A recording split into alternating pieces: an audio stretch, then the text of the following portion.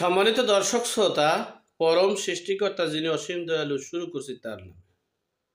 আজকে একটা খুব গুরুত্বপূর্ণ বিষয় আলোচনা করছি। আমাদের সবচেয়ে শক্তিধর এবং সবচেয়ে গ্রহণযোগ্য ব্যক্তি, উপদেষ্টা মণ্ডলীর স্থানে ডক্টর মোহাম্মদ ইউনূসের পদমর্যাদায় আছেন যিনি, তিনি হচ্ছেন মাহফুজ আলম সাহেব। তার ফেসবুক স্ট্যাটাস এবং বক্তব্যের উপরে ডিপেন্ড করে বাংলাদেশের জাতিসংঘের সদস্যপদ প্লাস বিশ্বের সব রাষ্ট্রগুলোই আমাদের দেশের উপরে একটা বি- বিরূপ প্রতিক্রিয়া এসেছে। সে বিষয়ে সংক্ষেপে একটা আলোচনা করছি। আমাদের বাংলাদেশ, এই বাংলাদেশের 5ই আগস্টের পর একটা অন্তর্বর্তীকালীন উপদেষ্টা পরিষদের মাধ্যমে রাষ্ট্রপতি ও সেনাপ্রধান দেশ পরিচালনা করছেন। যেহেতু তারা এখন সরকারের দায় দায়িত্ব নিচ্ছেন, সরকারের পদমর্যাদায় আছেন, এই এই পদমর্যাদায় থাকাকালীন সময়ে বাংলাদেশে হিন্দু সম্প্রদায়ের সংখ্যালঘু নির্যাতন, মাজার, মন্দির, মসজিদ, গির্জা সহ সব জায়গায় হামলা, মামলা, গণহত্যা, গণহারে জেল, গণহারে বিচারবিহীন হত্যার নানান প্রচারণা চলছে দেশি বিদেশি চক্রান্তে, এবং সেটা বাংলাদেশেও হচ্ছে এবং ভারত সেটাকে বেশি দেখছে। সেখান থেকে আমরা ভারত আমাদের সাথে কিভাবে যুদ্ধ বাজাবে সেজন্য আমরা সবসময় তাদেরকে যুদ্ধের দিকে ধাবিত করছি। ভারতবাসীদেরকে বাংলাদেশের উপরে যুদ্ধের দিকে ধাবিত আমরা নিজেরা করছি। ভারত নিজেরা যুদ্ধে এবং সংঘর্ষে লিপ্ত হতে চায় না। বিশ্ববাসী সহ সকল রাষ্ট্রগুলোতে ভারতরা এটাই বলতে চেয়েছেন এবং সেটা সর্বশেষ গতকালকে প্রকাশ পেয়েছে। আপনারা দেখেছেন ভারত বয়কটের ব্যাপারে রুহুল কবির রিজভী সাহেব শাড়ি পরেছেন, চাদর পরেছেন, বহুত কিছু করেছেন, রোড ম্যাপ, লং মার্চ করেছেন, বহুত কিছু করেছেন। আবার আমাদের এই 5ই আগস্টের যে বিপ্লবী বিজয়, সে বিজয়ের মাস্টার মাইন্ড হচ্ছেন মাহফুজ আলম সাহেব। আমরা ধরে নিলাম তিনি মাস্টার মাইন্ড, কিন্তু তিনি তার ইতিপূর্বে যত বক্তব্য এবং পোস্ট, তাতে বোঝা গেছে তিনি তো মাস্টার মাইন্ড দূরের কথা, তিনি যে কি একমাত্র আল্লাহ পাক রব্বুল আমিন জানে।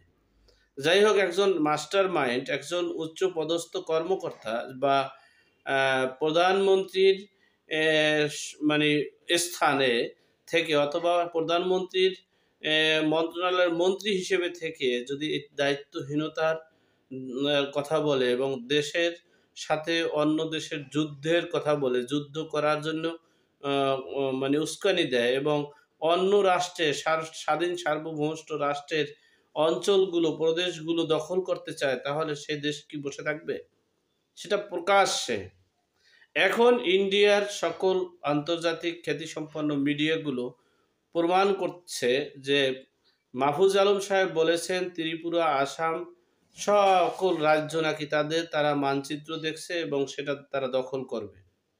সময়ের ব্যবধানে তারা এটা দখল করে নেবে। দখল করতে পারলেই স্বাধীনতা পূর্ণাঙ্গ রূপ লাভ করবে। এই মানচিত্র ও পর্যন্ত তিনি দেখিয়েছেন, আমরা দেখেছি। সুতরাং এই যে যেই পদে তিনি আছেন সেখানে থেকে যদি তিনি মাস্টার মাইন্ডটি হন, মাস্টার মাইন্ড শব্দের অর্থ হচ্ছে পিছনে থেকে তিনি কল কবজা নাড়াবেন, বুদ্ধি পরামর্শ কলা কৌশল দিবেন, আর মাঠের নেতারা তারা সভা সমাবেশ করবে, বক্তব্য করবে, লং মার্চ করবে। যেমন ফখরুল ইসলাম আলমগীর তিনি মাস্টার মাইন্ড ছিলেন, আর মানে লং মার্চে পাঠাইছে রুহুল কবির রিজভী সাহেবকে। যাই হোক, ঠিক আপনি একজন মাস্টার মাইন্ড হিসেবে এইভাবে দেশটাকে একটা যুদ্ধের দিকে ধাবিত করতে পারেন না। আপনারা এই যে আপনি যে মন্তব্য করেছেন তাতে বোঝা যাচ্ছে যে বাংলাদেশের আর্মি বাহিনী সব কিছু এই ভারতের সীমান্তে যে গোলাগুলি করে যুদ্ধ করবে। আমরা কি একটাবারও ভাবছি আমাদের দেশের অবস্থান, আমাদের দেশের ভৌগোলিক অবস্থান, আমাদের দেশের শক্তি কতটুকু আছে, আমরা যুদ্ধে কতটুকু শক্তি অর্জন করতে পারি? হ্যাঁ, রাজনীতির পলিটিক্যাল ম্যানরা সভা সমাবেশ করে, দাবি দেওয়া করতে পারে, মিছিল মিটিং করতে পারে, সেটা আলাদা বিষয়। কিন্তু একজন সরকারি ব্যক্তি হয়ে সরকারের চেয়ারে থেকে রাষ্ট্র পরিচালনার কাজে বসে যদি তিনি রাষ্ট্রকে যুদ্ধের দিকে ধাবিত করেন, যুদ্ধ করতে প্রস্তুতি করেন, তাহলে অন্য দেশ তো বসে থাকবে না।